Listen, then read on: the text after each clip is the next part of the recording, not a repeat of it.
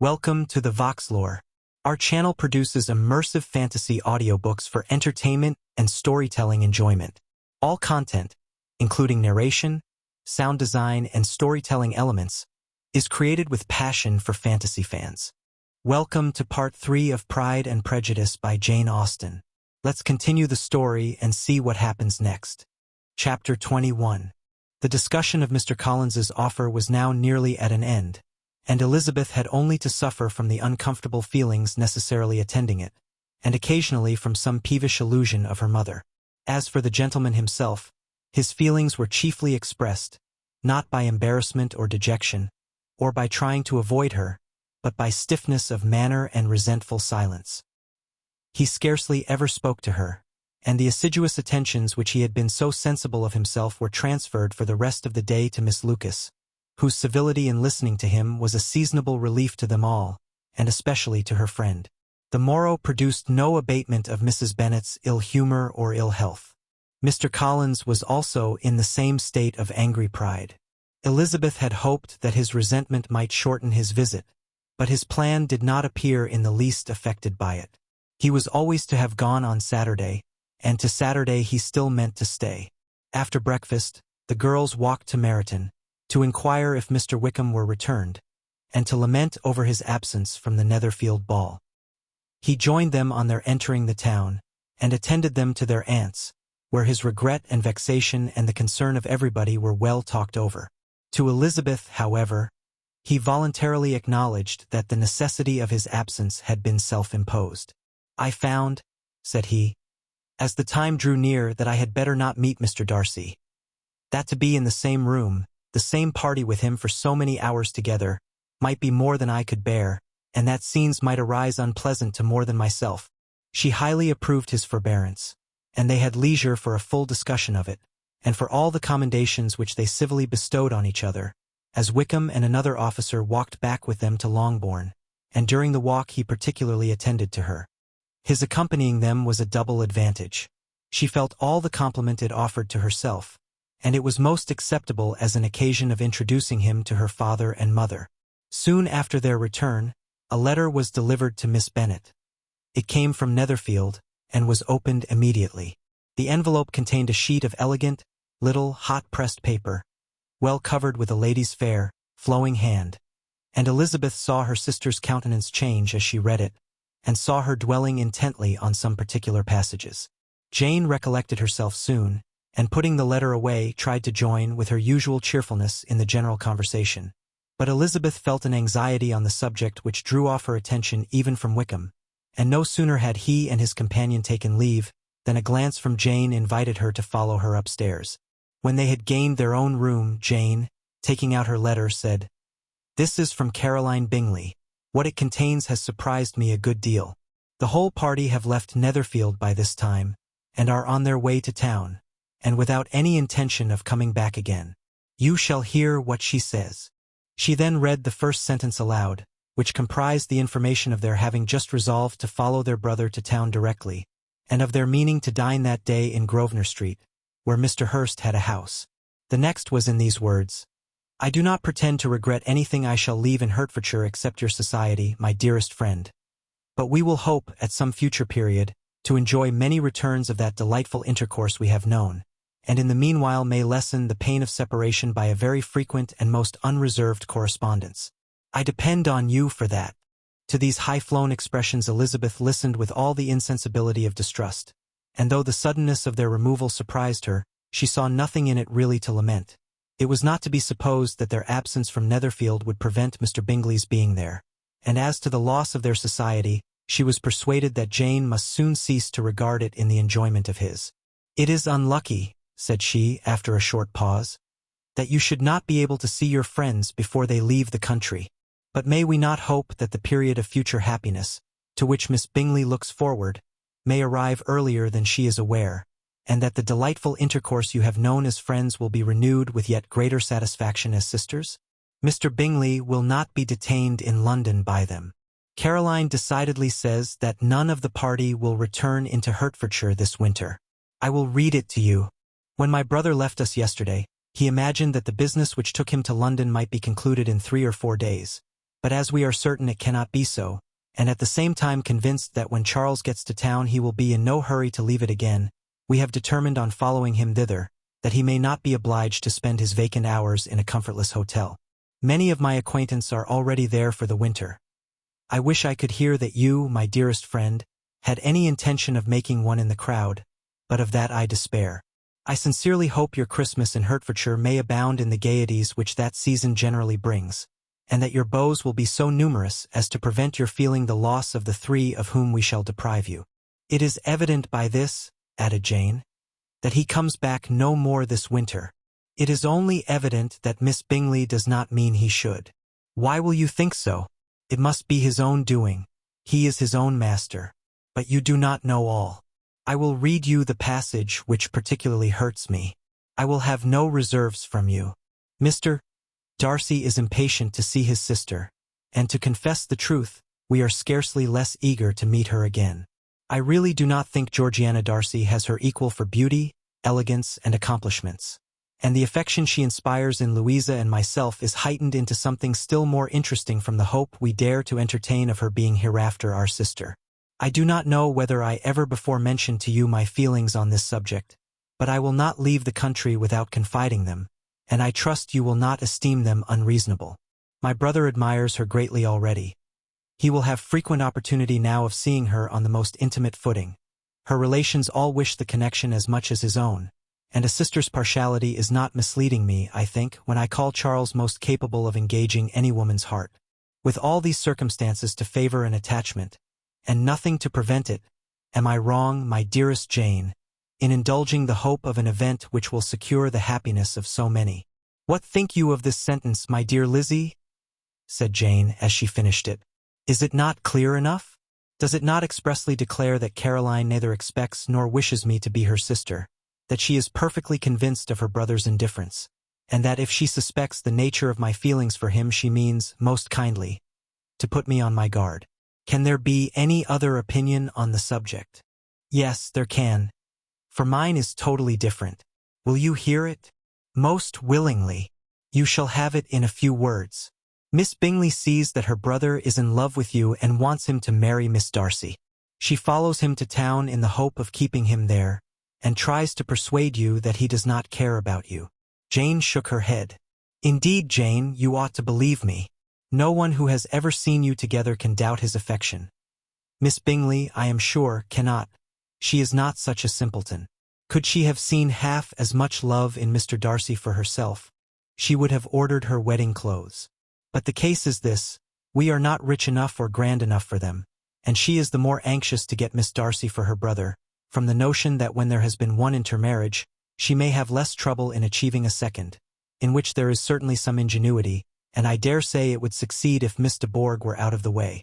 But, my dearest Jane, you cannot seriously imagine that, because Miss Bingley tells you her brother greatly admires Miss Darcy, he is in the smallest degree less sensible of your merit than when he took leave of you on Tuesday, or that it will be in her power to persuade him that, instead of being in love with you, he is very much in love with her friend. If we thought alike of Miss Bingley, replied Jane, your representation of all this might make me quite easy. But I know the foundation is unjust. Caroline is incapable of willfully deceiving anyone, and all that I can hope in this case is that she is deceived herself. That is right. You could not have started a more happy idea, since you will not take comfort in mine. Believe her to be deceived, by all means. You have now done your duty by her, and must fret no longer. But, my dear sister, can I be happy, even supposing the best, in accepting a man whose sisters and friends are all wishing him to marry elsewhere? You must decide for yourself, said Elizabeth. And if, upon mature deliberation, you find that the misery of disobliging his two sisters is more than equivalent to the happiness of being his wife, I advise you, by all means, to refuse him. How can you talk so? Said Jane, faintly smiling. You must know that, though I should be exceedingly grieved at their disapprobation, I could not hesitate. I did not think you would, and that being the case, I cannot consider your situation with much compassion. But if he returns no more this winter, my choice will never be required. 1,000 things may arise in 6 months. The idea of his returning no more Elizabeth treated with the utmost contempt. It appeared to her merely the suggestion of Caroline's interested wishes, and she could not for a moment suppose that those wishes, however openly or artfully spoken, could influence a young man so totally independent of everyone. She represented to her sister, as forcibly as possible, what she felt on the subject, and had soon the pleasure of seeing its happy effect. Jane's temper was not desponding, and she was gradually led to hope, though the diffidence of affection sometimes overcame the hope, that Bingley would return to Netherfield, and answer every wish of her heart. They agreed that Mrs. Bennet should only hear of the departure of the family, without being alarmed on the score of the gentleman's conduct. But even this partial communication gave her a great deal of concern, and she bewailed it as exceedingly unlucky that the ladies should happen to go away just as they were all getting so intimate together. After lamenting it, however, at some length, she had the consolation of thinking that Mr. Bingley would be soon down again, and soon dining at Longbourn, and the conclusion of all was the comfortable declaration that, though he had been invited only to a family dinner, she would take care to have 2 full courses. Chapter 22. The Bennets were engaged to dine with the Lucases, and again, during the chief of the day, was Miss Lucas so kind as to listen to Mr. Collins. Elizabeth took an opportunity of thanking her. "It keeps him in good humor," said she, "and I am more obliged to you than I can express." Charlotte assured her friend of her satisfaction in being useful, and that it amply repaid her for the little sacrifice of her time. This was very amiable, but Charlotte's kindness extended farther than Elizabeth had any conception of. Its object was nothing less than to secure her from any return of Mr. Collins's addresses, by engaging them towards herself. Such was Miss Lucas's scheme, and appearances were so favorable, that when they parted at night, she would have felt almost sure of success if he had not been to leave Hertfordshire so very soon. But here she did injustice to the fire and independence of his character, for it led him to escape out of Longbourn House the next morning with admirable slyness, and hasten to Lucas Lodge to throw himself at her feet.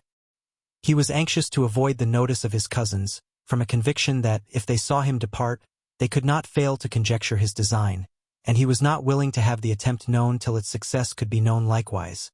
For, though feeling almost secure, and with reason, for Charlotte had been tolerably encouraging, he was comparatively diffident since the adventure of Wednesday. His reception, however, was of the most flattering kind. Miss Lucas perceived him from an upper window as he walked towards the house, and instantly set out to meet him accidentally in the lane. But little had she dared to hope that so much love and eloquence awaited her there. In as short a time as Mr. Collins's long speeches would allow, everything was settled between them to the satisfaction of both, and as they entered the house, he earnestly entreated her to name the day that was to make him the happiest of men, and though such a solicitation must be waived for the present, the lady felt no inclination to trifle with his happiness. The stupidity with which he was favored by nature must guard his courtship from any charm that could make a woman wish for its continuance, and Miss Lucas, who accepted him solely from the pure and disinterested desire of an establishment, cared not how soon that establishment were gained. Sir William and Lady Lucas were speedily applied to for their consent, and it was bestowed with a most joyful alacrity. Mr. Collins's present circumstances made it a most eligible match for their daughter, to whom they could give little fortune, and his prospects of future wealth were exceedingly fair. Lady Lucas began directly to calculate, with more interest than the matter had ever excited before, how many years longer Mr. Bennet was likely to live, and Sir William gave it as his decided opinion that whenever Mr. Collins should be in possession of the Longbourn estate, it would be highly expedient that both he and his wife should make their appearance at St. James's. The whole family, in short, were properly overjoyed on the occasion. The younger girls formed hopes of coming out a year or 2 sooner than they might otherwise have done, and the boys were relieved from their apprehension of Charlotte's dying an old maid. Charlotte herself was tolerably composed. She had gained her point, and had time to consider of it. Her reflections were in general satisfactory. Mr. Collins, to be sure, was neither sensible nor agreeable. His society was irksome, and his attachment to her must be imaginary. But still he would be her husband. Without thinking highly either of men or of matrimony, marriage had always been her object. It was the only honorable provision for well-educated young women of small fortune, and, however uncertain of giving happiness, must be their pleasantest preservative from want. This preservative she had now obtained, and at the age of 27, without having ever been handsome, she felt all the good luck of it.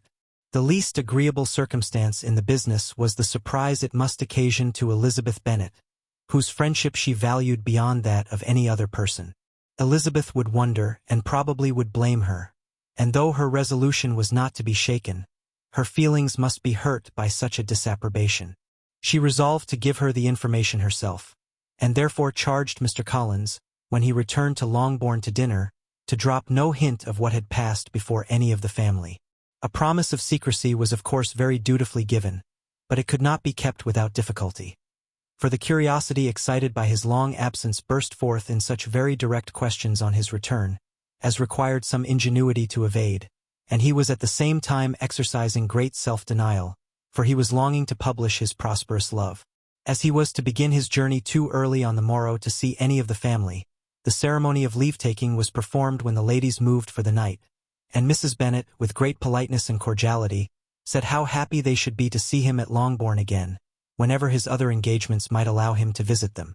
"My dear madam," he replied, "this invitation is particularly gratifying, because it is what I have been hoping to receive, and you may be very certain that I shall avail myself of it as soon as possible." They were all astonished, and Mr. Bennet, who could by no means wish for so speedy a return, immediately said, "But is there not danger of Lady Catherine's disapprobation here, my good sir? You had better neglect your relations than run the risk of offending your patroness." "My dear sir," replied Mr. Collins, "I am particularly obliged to you for this friendly caution, and you may depend upon my not taking so material a step without her ladyship's concurrence. You cannot be too much on your guard. Risk anything rather than her displeasure, and if you find it likely to be raised by your coming to us again, which I should think exceedingly probable, stay quietly at home, and be satisfied that we shall take no offense.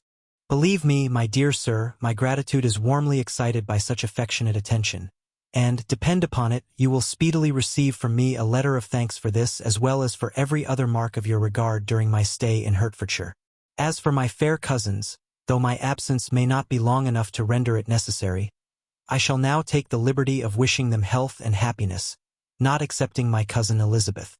With proper civilities, the ladies then withdrew, all of them equally surprised to find that he meditated a quick return.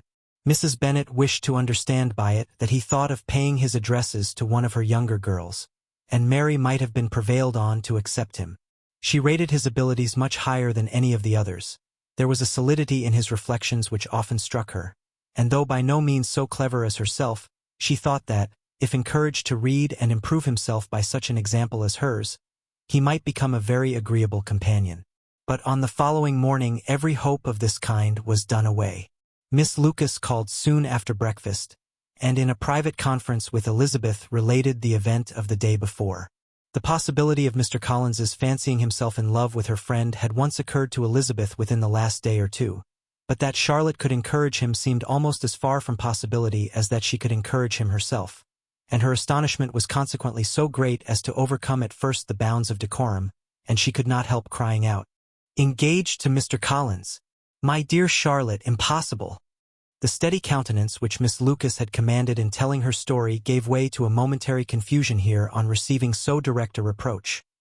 Though, as it was no more than she expected, she soon regained her composure and calmly replied, "Why should you be surprised, my dear Eliza?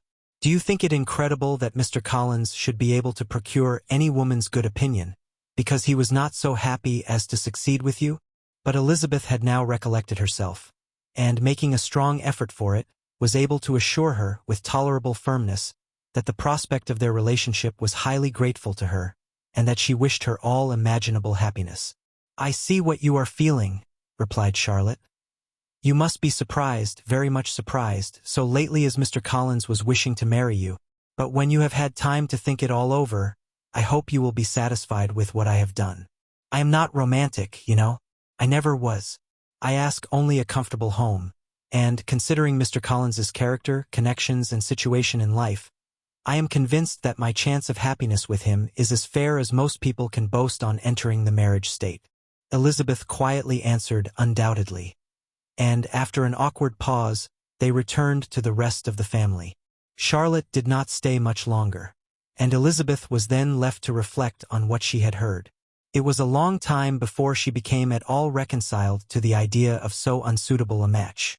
The strangeness of Mr. Collins's making 2 offers of marriage within 3 days was nothing in comparison of his being now accepted. She had always felt that Charlotte's opinion of matrimony was not exactly like her own, but she could not have supposed it possible that, when called into action, she would have sacrificed every better feeling to worldly advantage. Charlotte, the wife of Mr. Collins, was a most humiliating picture, and to the pang of a friend disgracing herself and sunk in her esteem, was added the distressing conviction that it was impossible for that friend to be tolerably happy in the lot she had chosen. Chapter 23. Elizabeth was sitting with her mother and sisters, reflecting on what she had heard, and doubting whether she was authorized to mention it, when Sir William Lucas himself appeared, sent by his daughter to announce her engagement to the family. With many compliments to them, and much self-gratulation on the prospect of a connection between the houses, he unfolded the matter, to an audience not merely wondering but incredulous. For Mrs. Bennet, with more perseverance than politeness, protested he must be entirely mistaken. And Lydia, always unguarded and often uncivil, boisterously exclaimed, "Good Lord! Sir William, how can you tell such a story? Do not you know that Mr. Collins wants to marry Lizzie?" Nothing less than the complaisance of a courtier could have borne without anger such treatment. But Sir William's good breeding carried him through it all, and though he begged leave to be positive as to the truth of his information, he listened to all their impertinence with the most forbearing courtesy. Elizabeth, feeling it incumbent on her to relieve him from so unpleasant a situation, now put herself forward to confirm his account, by mentioning her prior knowledge of it from Charlotte herself, and endeavored to put a stop to the exclamations of her mother and sisters, by the earnestness of her congratulations to Sir William, in which she was readily joined by Jane, and by making a variety of remarks on the happiness that might be expected from the match, the excellent character of Mr. Collins, and the convenient distance of Hunsford from London. Mrs. Bennet was, in fact, too much overpowered to say a great deal while Sir William remained, but no sooner had he left them than her feelings found a rapid vent. In the first place, she persisted in disbelieving the whole of the matter. Secondly, she was very sure that Mr. Collins had been taken in. Thirdly, she trusted that they would never be happy together. And fourthly, that the match might be broken off. 2 inferences, however, were plainly deduced from the whole. One, that Elizabeth was the real cause of all the mischief, and the other, that she herself had been barbarously used by them all. And on these 2 points she principally dwelt during the rest of the day. Nothing could console and nothing appease her, nor did that day wear out her resentment. A week elapsed before she could see Elizabeth without scolding her. A month passed away before she could speak to Sir William or Lady Lucas without being rude, and many months were gone before she could at all forgive their daughter.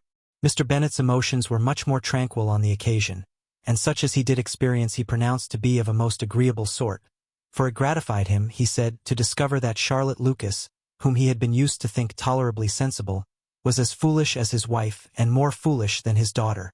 Jane confessed herself a little surprised at the match, but she said less of her astonishment than of her earnest desire for their happiness. Nor could Elizabeth persuade her to consider it as improbable. Kitty and Lydia were far from envying Miss Lucas, for Mr. Collins was only a clergyman, and it affected them in no other way than as a piece of news to spread at Meryton. Lady Lucas could not be insensible of triumph on being able to retort on Mrs. Bennet the comfort of having a daughter well married, and she called at Longbourn rather oftener than usual to say how happy she was, though Mrs. Bennet's sour looks and ill-natured remarks might have been enough to drive happiness away. Between Elizabeth and Charlotte there was a restraint which kept them mutually silent on the subject, and Elizabeth felt persuaded that no real confidence could ever subsist between them again. Her disappointment in Charlotte made her turn with fonder regard to her sister, of whose rectitude and delicacy she was sure her opinion could never be shaken, and for whose happiness she grew daily more anxious, as Bingley had now been gone a week, and nothing was heard of his return.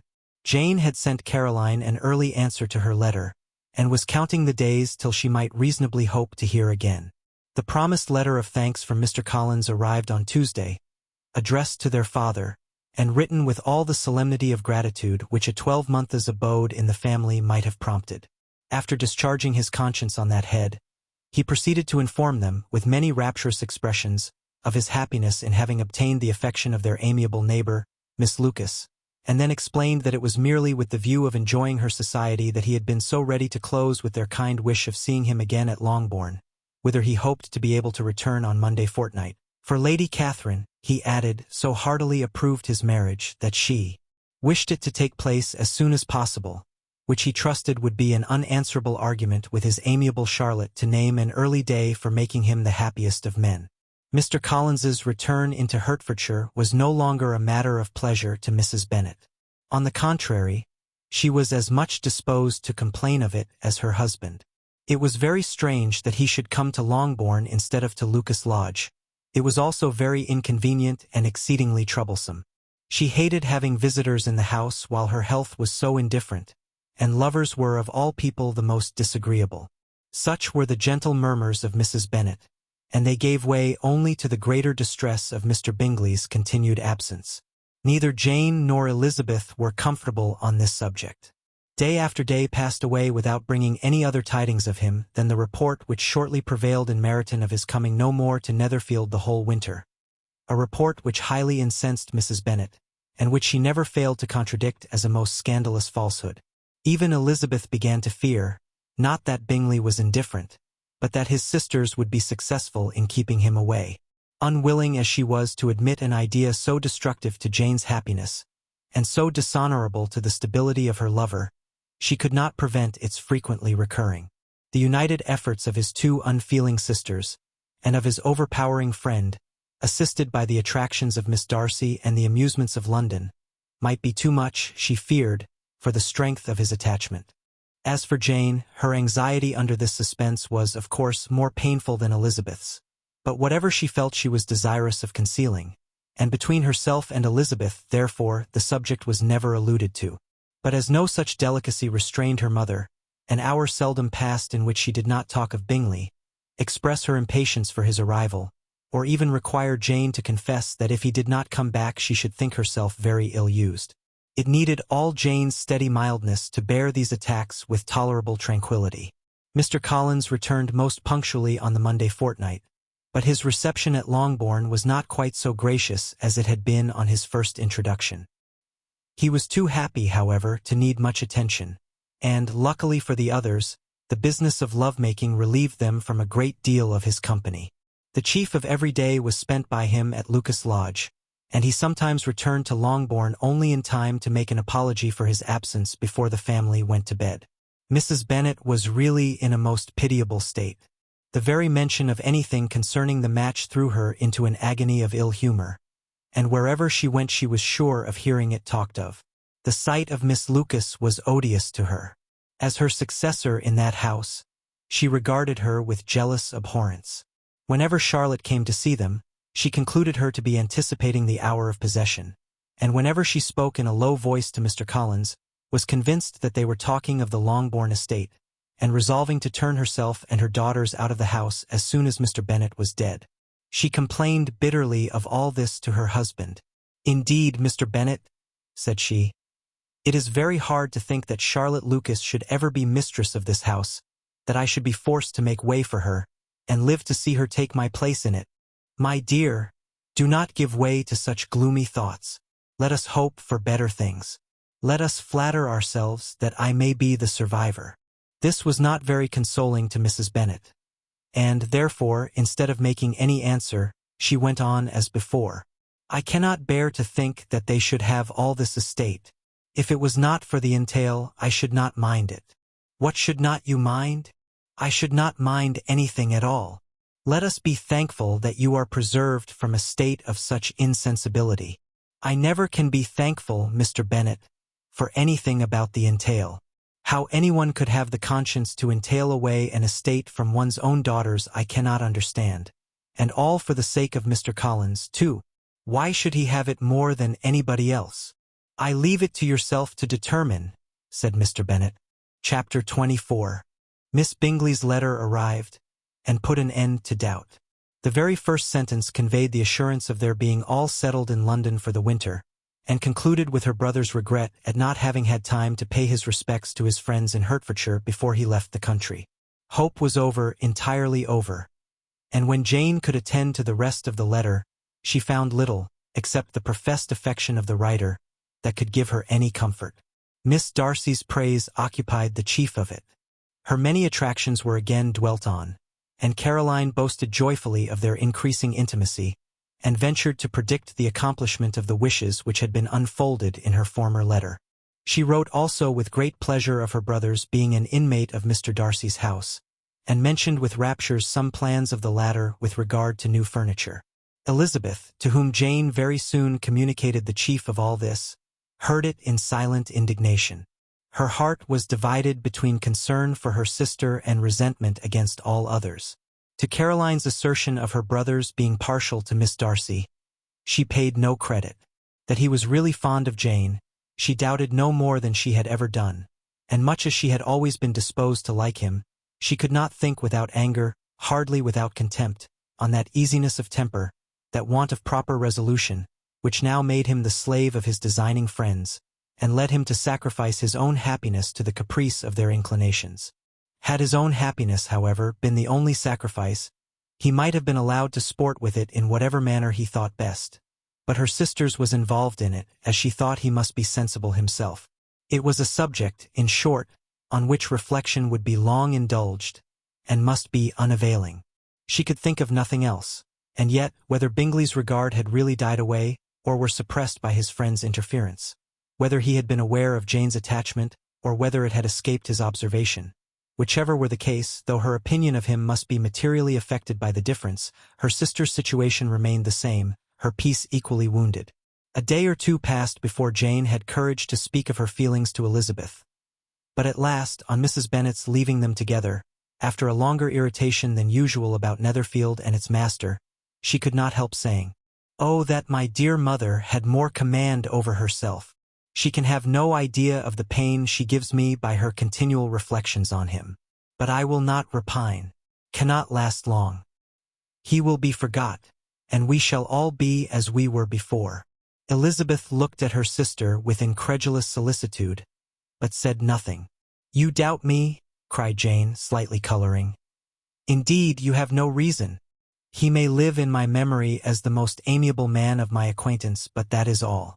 I have nothing either to hope or fear, and nothing to reproach him with. Thank God I have not that pain. A little time, therefore. I shall certainly try to get the better." With a stronger voice she soon added, "I have this comfort immediately, that it has not been more than an error of fancy on my side, and that it has done no harm to anyone but myself." "My dear Jane," exclaimed Elizabeth, "you are too good. Your sweetness and disinterestedness are really angelic. I do not know what to say to you. I feel as if I had never done you justice, or loved you as you deserve." Miss Bennet eagerly disclaimed all extraordinary merit, and threw back the praise on her sister's warm affection. "Nay," said Elizabeth, "this is not fair. You wish to think all the world respectable, and are hurt if I speak ill of anybody. I only want to think you perfect, and you set yourself against it. Do not be afraid of my running into any excess, of my encroaching on your privilege of universal goodwill. You need not. There are few people whom I really love, and still fewer of whom I think well. The more I see of the world, the more am I dissatisfied with it, and every day confirms my belief of the inconsistency of all human characters, and of the little dependence that can be placed on the appearance of either merit or sense. I have met with two instances lately. One I will not mention, the other is Charlotte's marriage. It is unaccountable. In every view it is unaccountable. My dear Lizzie, do not give way to such feelings as these. They will ruin your happiness. You do not make allowance enough for difference of situation and temper. Consider Mr. Collins's respectability, and Charlotte's prudent, steady character. Remember that she is one of a large family, that as to fortune it is a most eligible match, and be ready to believe, for everybody's sake, that she may feel something like regard and esteem for our cousin. To oblige you, I would try to believe almost anything, but no one else could be benefited by such a belief as this, for were I persuaded that Charlotte had any regard for him, I should only think worse of her understanding than I now do of her heart. My dear Jane, Mr. Collins is a conceited, pompous, narrow-minded, silly man. You know he is, as well as I do, and you must feel, as well as I do, that the woman who marries him cannot have a proper way of thinking. You shall not defend her, though it is Charlotte Lucas. You shall not, for the sake of one individual, change the meaning of principle and integrity, nor endeavor to persuade yourself or me that selfishness is prudence, and insensibility of danger security for happiness. I must think your language too strong in speaking of both, replied Jane, and I hope you will be convinced of it by seeing them happy together. But enough of this. You alluded to something else. You mentioned 2 instances. I cannot misunderstand you, but I entreat you, dear Lizzie, not to pain me by thinking that person to blame, and saying your opinion of him is sunk. We must not be so ready to fancy ourselves intentionally injured. We must not expect a lively young man to be always so guarded and circumspect. It is very often nothing but our own vanity that deceives us. Women fancy admiration means more than it does, and men take care that they should. If it is designedly done, they cannot be justified, but I have no idea of there being so much design in the world as some persons imagine. I am far from attributing any part of Mr. Bingley's conduct to design, said Elizabeth. But without scheming to do wrong or to make others unhappy, there may be error and there may be misery. Thoughtlessness, want of attention to other people's feelings, and want of resolution will do the business. And do you impute it to either of those? Yes, to the last. But if I go on I shall displease you by saying what I think of persons you esteem. Stop me whilst you can. You persist, then, in supposing his sisters influence him? Yes, in conjunction with his friend. I cannot believe it. Why should they try to influence him? They can only wish his happiness, and if he is attached to me no other woman can secure it. Your first position is false. They may wish many things besides his happiness. They may wish his increase of wealth and consequence.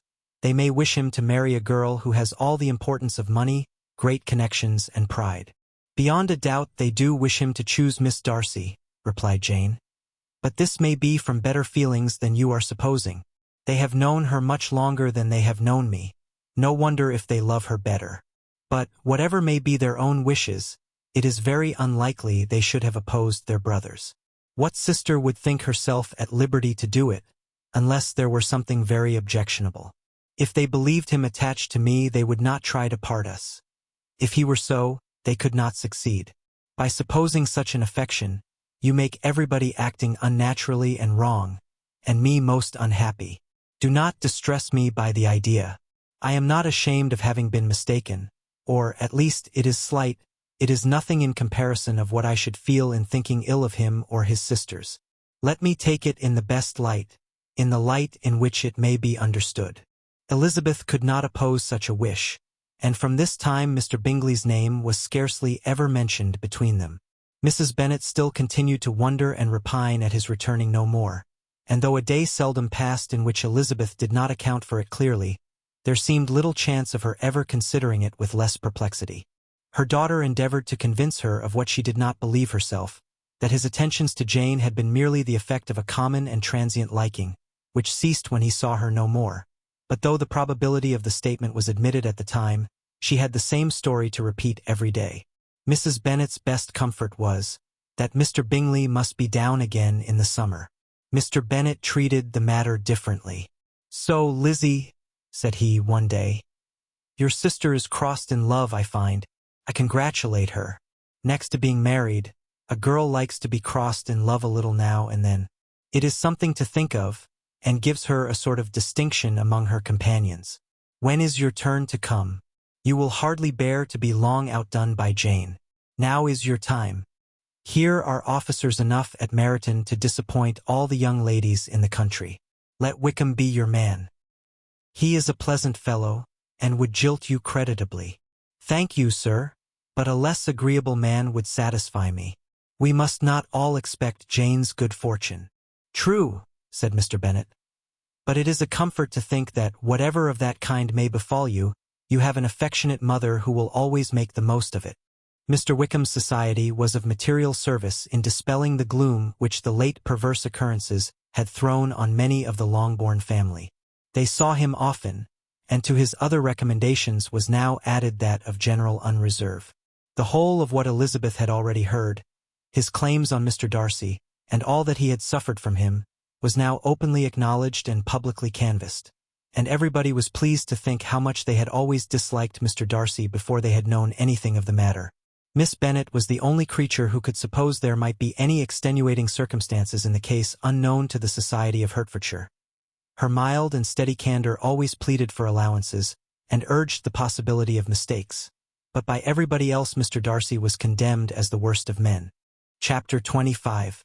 After a week spent in professions of love and schemes of felicity, Mr. Collins was called from his amiable Charlotte by the arrival of Saturday. The pain of separation, however, might be alleviated on his side by preparations for the reception of his bride, as he had reason to hope that shortly after his next return into Hertfordshire, the day would be fixed that was to make him the happiest of men. He took leave of his relations at Longbourn with as much solemnity as before, wished his fair cousin's health and happiness again, and promised their father another letter of thanks. On the following Monday, Mrs. Bennet had the pleasure of receiving her brother and his wife, who came, as usual, to spend the Christmas at Longbourn. Mr. Gardiner was a sensible, gentlemanlike man, greatly superior to his sister, as well by nature as education. The Netherfield ladies would have had difficulty in believing that a man who lived by trade, and within view of his own warehouses, could have been so well-bred and agreeable. Mrs. Gardiner, who was several years younger than Mrs. Bennet and Mrs. Phillips, was an amiable, intelligent, elegant woman, and a great favorite with her Longbourn nieces. Between the two eldest and herself especially, there subsisted a very particular regard. They had frequently been staying with her in town. The first part of Mrs. Gardiner's business, on her arrival, was to distribute her presents and describe the newest fashions. When this was done, she had a less active part to play. It became her turn to listen. Mrs. Bennet had many grievances to relate, and much to complain of. They had all been very ill-used since she last saw her sister. 2 of her girls had been on the point of marriage, and after all there was nothing in it. "I do not blame Jane," she continued, "for Jane would have got Mr. Bingley if she could. But, Lizzie, oh sister, it is very hard to think that she might have been Mr. Collins's wife by this time, had not it been for her own perverseness. He made her an offer in this very room, and she refused him. The consequence of it is that Lady Lucas will have a daughter married before I have, and that Longbourn estate is just as much entailed as ever. The Lucases are very artful people indeed, sister. They are all for what they can get. I am sorry to say it of them, but so it is. It makes me very nervous and poorly, to be thwarted so in my own family, and to have neighbors who think of themselves before anybody else. However, your coming just at this time is the greatest of comforts, and I am very glad to hear what you tell us of long sleeves." Mrs. Gardiner, to whom the chief of this news had been given before, in the course of Jane and Elizabeth's correspondence with her, made her sister a slight answer, and, in compassion to her nieces, turned the conversation. When alone with Elizabeth afterwards, she spoke more on the subject. "It seems likely to have been a desirable match for Jane," said she. "I am sorry it went off, but these things happen so often. A young man, such as you describe Mr. Bingley, so easily falls in love with a pretty girl for a few weeks, and, when accident separates them, so easily forgets her, that these sort of inconstancies are very frequent." "An excellent consolation in its way," said Elizabeth. "But it will not do for us. We do not suffer by accident. It does not often happen that the interference of friends will persuade a young man of independent fortune to think no more of a girl whom he was violently in love with only a few days before. But that expression of violently in love is so hackneyed, so doubtful, so indefinite, that it gives me very little idea. It is as often applied to feelings which arise only from a half-hour's acquaintance, as to a real, strong attachment. Pray, how violent was Mr. Bingley's love? I never saw a more promising inclination. He was growing quite inattentive to other people, and wholly engrossed by her. Every time they met, it was more decided and remarkable. At his own ball he offended 2 or 3 young ladies by not asking them to dance, and I spoke to him twice myself without receiving an answer. Could there be finer symptoms? Is not general incivility the very essence of love? Oh yes, of that kind of love which I suppose him to have felt. Poor Jane! I am sorry for her because, with her disposition, she may not get over it immediately. It had better have happened to you, Lizzie. You would have laughed yourself out of it sooner. But do you think she would be prevailed on to go back with us? Change of scene might be of service, and perhaps a little relief from home may be as useful as anything. Elizabeth was exceedingly pleased with this proposal, and felt persuaded of her sister's ready acquiescence. I hope, added Mrs. Gardiner, that no consideration with regard to this young man will influence her. We live in so different a part of town, all our connections are so different, and, as you well know, we go out so little, that it is very improbable they should meet at all, unless he really comes to see her. And that is quite impossible, for he is now in the custody of his friend, and Mr. Darcy would no more suffer him to call on Jane in such a part of London. My dear aunt, how could you think of it?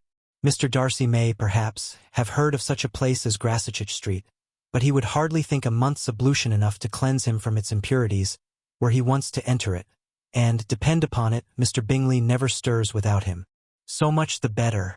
I hope they will not meet at all. But does not Jane correspond with his sister? She will not be able to help calling. She will drop the acquaintance entirely. But, in spite of the certainty in which Elizabeth affected to place this point, as well as the still more interesting one of Bingley's being withheld from seeing Jane, she felt a solicitude on the subject which convinced her, on examination, that she did not consider it entirely hopeless.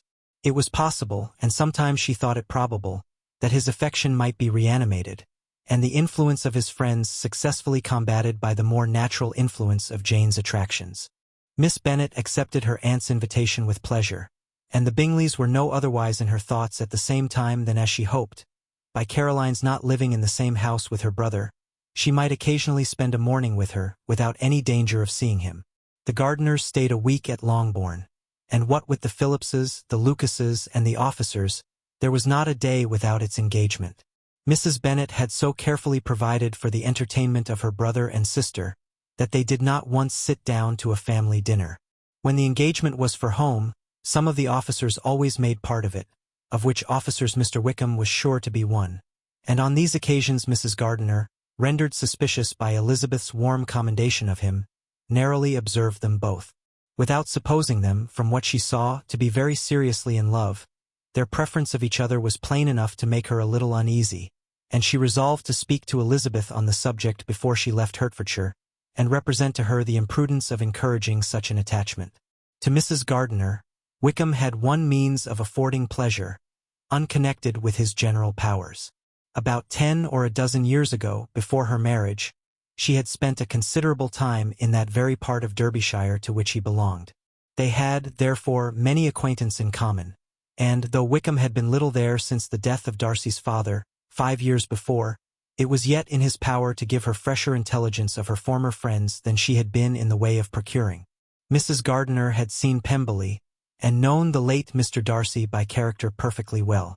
Here, consequently, was an inexhaustible subject of discourse.